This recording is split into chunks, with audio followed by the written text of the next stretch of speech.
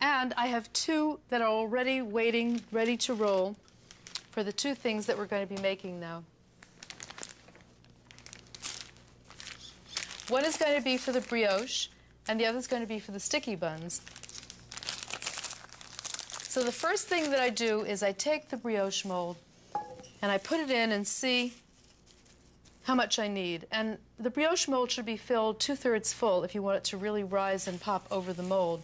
So that would be about 3/4 of this recipe, depending on the size of the brioche mold that you use.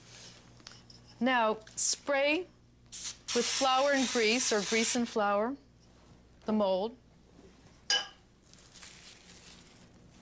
Now, should I want to make the classic top knot on the brioche, I use about 1/5 because it starts off very small and it grows about 3 times its volume. So 1/4 would be like this, so 1/5 would be just a little less.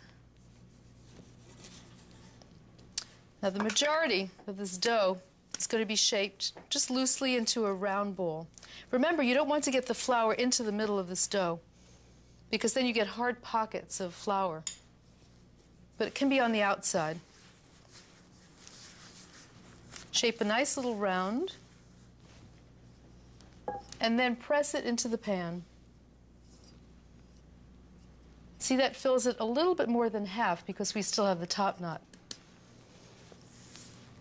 There are many ways of making the top knot, but I find that the most even is to shape it into a little pear shape. You can start off with a little ball and then just shape it with your hands or roll just the tail of it so that you have a pear shape. And this is going to get inserted right down into the center of the brioche. And what I do is I either spray my fingers with a non-stick shortening or flour them, and right in the center make a hole going all the way to the bottom, like a donut. And then, while it's still open, quickly insert this ball of dough right into that hole. And that's how you get the top knot. And now I'm going to let it sit until it's tripled or gone just about up to the top, a little bit over the size of the brioche mold.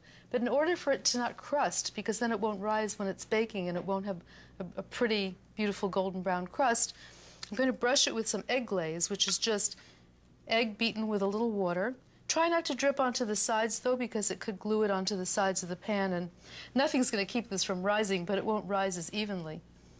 And now with some scissors, I'm going to make a cut. I dip the scissors also in flour so that it doesn't stick, and snip a little cut all the way around, and that's what's going to make it really separate and have a nice shape. And right before baking, after it's risen, I do it again, just in case it has stuck. And now I have one without the top knot that has risen and is ready to be baked. And you can see it's light and airy and risen above the top of the mold, and it will continue rising in the oven. So I give it a second brushing of the egg glaze. And what I want to do here is to touch it as lightly as I can because it's so full of air, I don't want to push it down and press out any air because it won't regain it. Bake it in a 375-degree oven for 40 minutes and tent it after the first 20 minutes so that it doesn't overbrown. The internal temperature should be 190 degrees if you're using an instant read thermometer. And here is the finished brioche, unmolded, golden brown, ready to eat.